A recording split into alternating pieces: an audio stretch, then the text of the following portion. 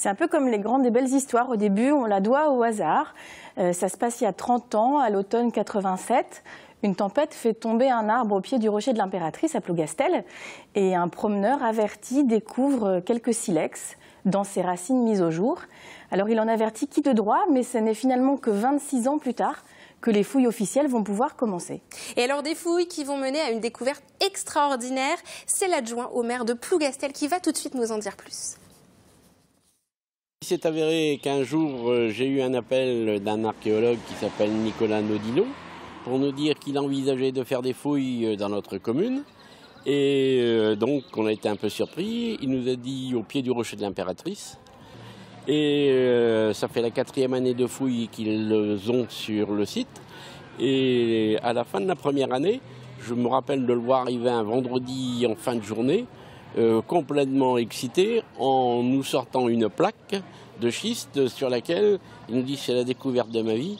Regarde, c'est un auroch, c'est fabuleux, on n'a jamais découvert ça. C'est l'équivalent en portatif de ce que l'on trouve sur les parois à Lascaux. Alors Anne-Cécile, cette découverte c'était en 2013-2014. Pourquoi est-ce qu'on attend 2017 pour annoncer ces découvertes ? Alors c'est vrai, en réalité, les fouilles sont officielles depuis 2013 et d'ailleurs en 2014, on avait fait un reportage sur place. Mais à l'époque, alors que la fameuse tête d'auroch sculptée avait déjà été découverte, les archéologues avaient tenu à garder le secret. Pourquoi ? Parce que c'est très simple, le site n'était pas sécurisé. Et en fait, il a été visité et pillé à plusieurs reprises, au point que les chercheurs ont déposé une 12aine de plaintes, que les douanes ont été mises dans la boucle pour qu'aucun objet historique ne quitte le territoire national. Mais désormais, c'est chose faite. Le site qui appartient au département est protégé. D'ailleurs, de nouvelles fouilles vont avoir lieu dès l'été prochain.